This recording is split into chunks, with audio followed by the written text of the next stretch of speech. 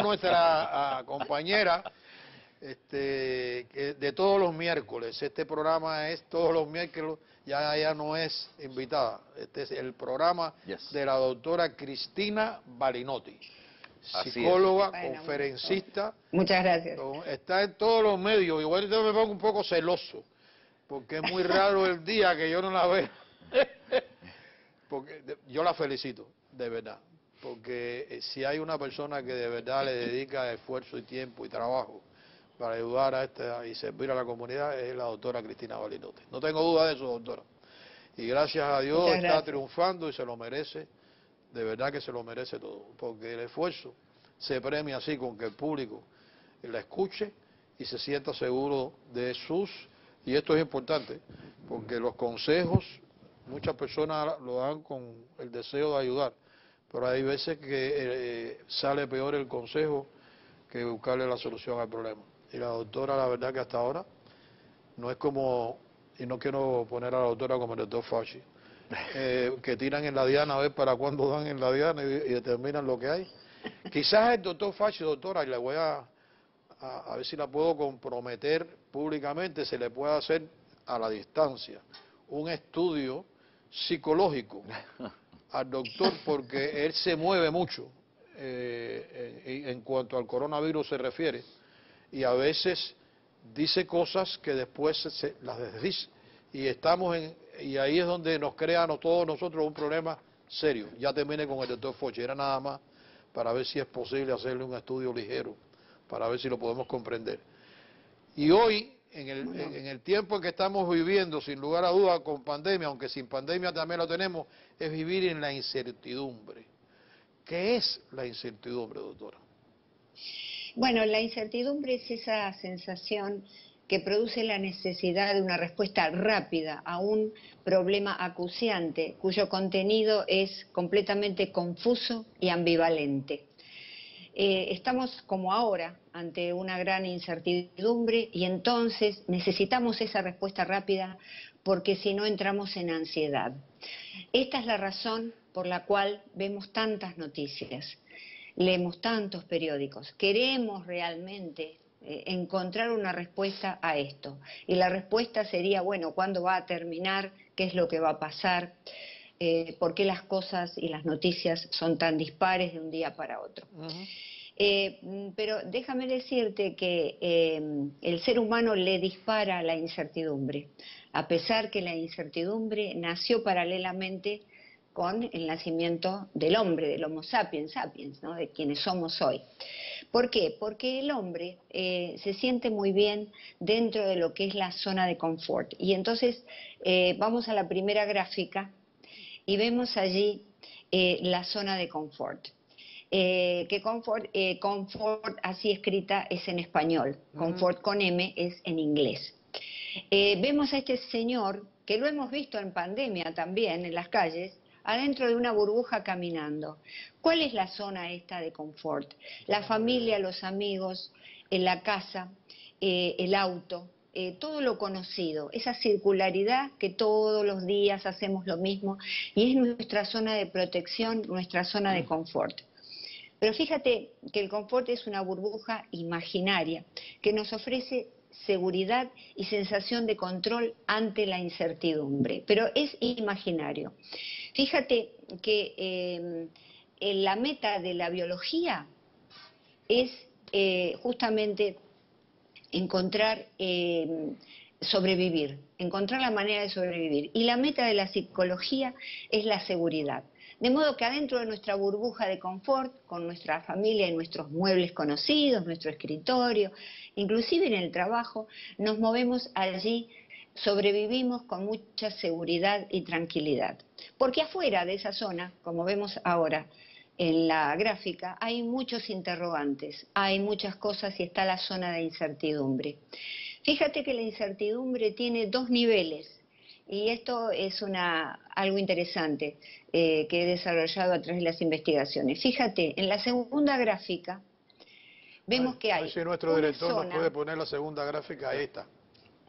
Hay una zona o nivel de incertidumbre primaria. ¿Qué quiere decir primaria? Que ahí ocurren los sucesos puntuales y probables.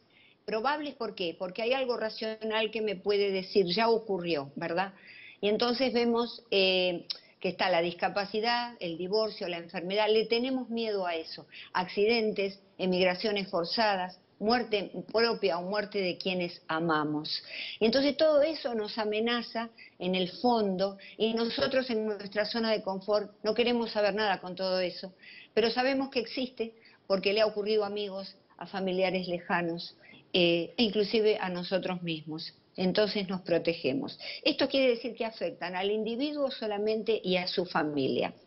Pero está una segunda zona de confort, y vamos a la próxima gráfica, que es la zona de incertidumbre secundaria. Allí ocurren los sucesos atípicos o sucesos de la teoría del cisne negro. Ahora en unos segundos les explico. Muy interesante esta teoría, que son sucesos inesperados, de gran magnitud y consecuencia, con papel dominante en la historia. Y afectan, por supuesto, a las sociedades del mundo. Hay estos sucesos del cisne negro, positivos y negativos. Tenemos Internet, la computadora personal, grandes avances. Pero también tenemos la Primera Guerra Mundial, sobre todo al inicio, la gripe de 1918, los atentados de las Torres Gemelas, y podemos incluir entonces el coronavirus, aunque también la emergencia de Hitler, por ejemplo, se puede incluir, y muchas otras situaciones históricas. ¿Por qué se llama cisne negro? Porque tú sabes que hasta 1670, cuando los exploradores holandeses descubren en Australia Occidental a los cisnes negros, se creía que los cisnes eran solamente blancos. Y entonces se descubre esta rareza. Por eso se le dice sucesos de la teoría del cisne negro. ¿Quién lo desarrolló? Y vamos a la próxima gráfica. Lo desarrolló un gran filósofo libanés que vive actualmente, Nassim Nicholas Taleb. Él desarrolla en el 2007 en un libro y lo subtitula El impacto de lo altamente improbable, ¿verdad? Hace una revisión del mismo en el 2010 y es un libro recomendable para leer. La teoría del cisne negro se basa en un trípode. 3 definiciones: altamente improbables y raros son estos sucesos. Tienen un gran impacto socioeconómico, cultural y psicológico. Y se racionalizan por retrospección. ¿Qué significa esto? Significa que una vez que suceden, le encontramos la explicación y decimos, sí, esto era algo previsible, algo que ya pensábamos, algo que iba a suceder.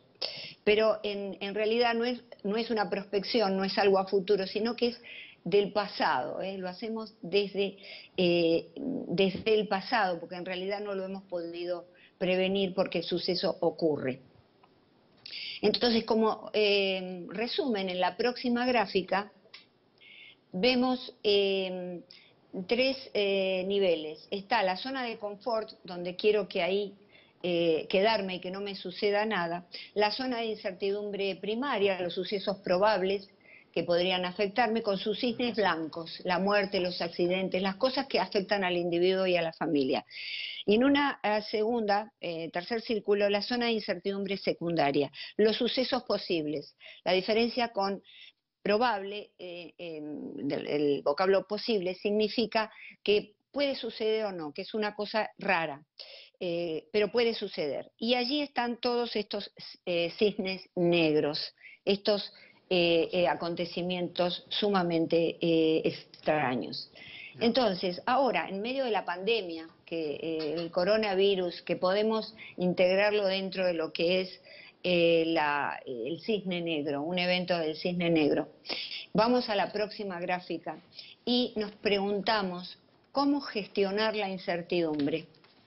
En principio debemos saber que la incertidumbre es un gran aliado, es un gran motor para la creatividad, es un gran motor para el crecimiento.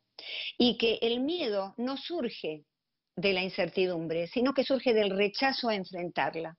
Tenemos que enfrentarla, contestar todas las preguntas, en lugar de repetirlas. ¿Por qué me pasa esto a mí?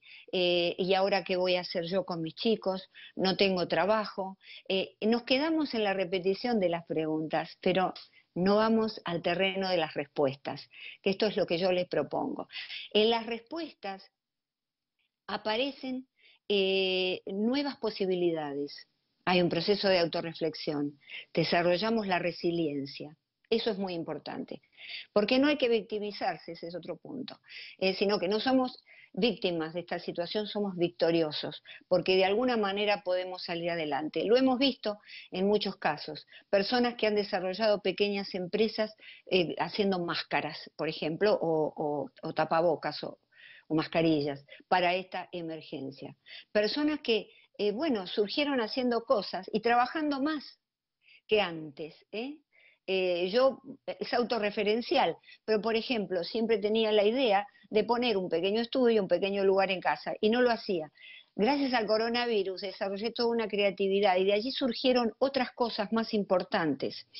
Es decir, que tenemos que ver a la incertidumbre que vivimos, esta como cualquier otra, como un gran aliado.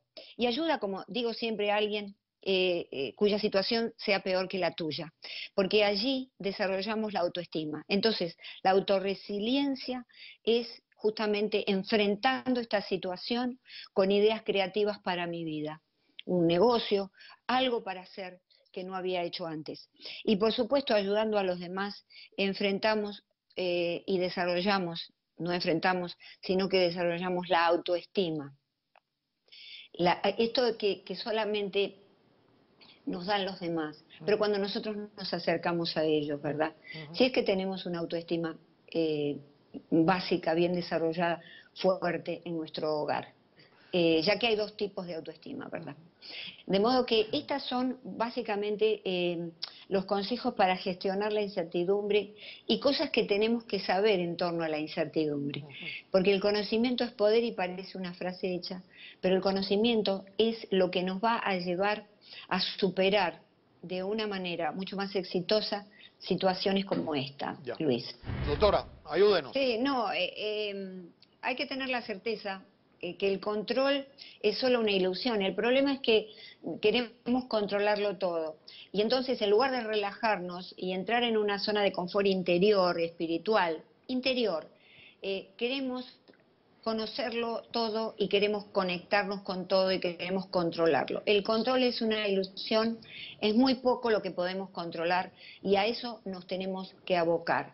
Preocuparnos por aquello que podemos controlar y ocuparnos de mantener cierto grado de equilibrio. En este momento es un momento para, lo que yo quería indicar, es para encontrar salidas personales a esto, que nos puedan rebajar la ansiedad que tenemos. Si nosotros miramos muchas noticias, y lo hacemos porque estamos en incertidumbre, queremos encontrar esa respuesta que les hablaba al comienzo, pues no lo vamos a encontrar en las noticias, al contrario. La ansiedad se va a disparar mucho más. Entonces tenemos que en principio relajarnos. Y acá viene algo muy conocido ya, pero debemos aprender un método de respiración, respirar. Estamos respirando muy mal, estamos completamente anudados, tensionados. Eso nos impide entrar en contacto con una zona nuestra que es mucho más benéfica, que es la zona interna, de confort interno. Ya. Y entonces ahí poder crear algo nuevo. Sí, doctora, yo sugiero que las noticias, no, hay que hacer lo que hay que hacer. Claro. Sabemos que hay que usar la mascarilla, claro. Sabemos que hay que quedarse en la casa. Perfecto, eso es todo lo que tenemos que saber. Doctora, no vayamos haciendo un browsing por todas las estadísticas. Yo quiero ponerle un ejemplo que lo vi ayer en el noticiero. Este es un señor que ha perdido su trabajo. Ahora la ayuda llega hasta el domingo, se acabó la ayuda, no hay más, reciben más ayuda federal que se sepa por ahora. Y ese señor está en una situación gravísima porque no tiene trabajo y sacó así a la reportera, dice: usted ve todo esto que yo tengo aquí, son cuentas y yo no sé cómo las voy a pagar. Yo creo que esa persona puede hacer una reflexión y puede meditar, pero cuando salga de la meditación, el sobre con las cuentas siguen en su mano y no tiene cómo pagarlas. Es muy difícil. Claro. Estamos viviendo Bueno, en unos momentos extremadamente difíciles. Exacto, pero podemos abrirnos a los demás, podemos pedir ayuda, podemos hablar con la gente, hablar inclusive con un profesional de la salud mental en websites que son gratuitas para poder rebajar ese nivel de ansiedad, dejar de ver las noticias, rebajar la ansiedad, pedir ayuda, salir hacia los demás. Y cuando uno pide ayuda, porque muchas veces estos procesos de incertidumbre y de ansiedad nos llevan a cerrarnos mucho, y a cerrarnos en nuestro problema, y entonces lo agrandamos. Ya. Pero hay que salir y pedir ayuda, decir, me está pasando esto. A veces es el orgullo, no quiero pedir ayuda, si yo toda mi vida he estado autosuficiente. Bueno, Ya. pero esta es una situación especial, hablemos con nuestra familia. Ya. Vamos a sentirnos mucho más tranquilos cuando volcamos todo ese discurso y esta narrativa penosa que tenemos frente a esta situación, ¿verdad? Y entonces vamos a ver que a medida que vamos abriéndonos, las soluciones van apareciendo lentamente. Si no es la solución de parte de uno, hacer algo uno, ¿verdad? Bueno, voy a tener que iniciar un nuevo trabajo, quizá online, hacer algo nuevo que a mí me permita ganar dinero. Hay mucha gente que lo está haciendo. Y es cierto también que hay mucha gente como el señor que lamentablemente tú comentas, pero hay muchísimas personas que están creando cosas nuevas y están saliendo, porque no se quedan en la protesta, no se quedan en la rumiación de lo que me está pasando. No puedo pagar, no puedo pagar. Ok, pero ¿qué hago yo? ¿Qué puedo hacer ahora? No tengo el trabajo, ¿qué puedo hacer? A medida que yo voy hablándolo conmigo mismo, pero sobre todo con los demás, con alguien querido en la familia o con la familia en general, van apareciendo algunas ventanitas de luz. Esto es así porque hay mucha gente que lo ha comprobado de esta manera, ¿verdad? Lo que pasa que a veces en los medios, en los noticieros vemos las personas que más sufren, ¿verdad? Porque es esto lo que muestran. Pero también es importante mostrar a aquellas personas que en este momento están saliendo con algo interesante, como, te repito, esa señora que decidió, sabiendo que tenía una máquina de coser, con la hija comenzaron a hacer mascarillas y están ganando mucho dinero online. Están ganando bien para la emergencia.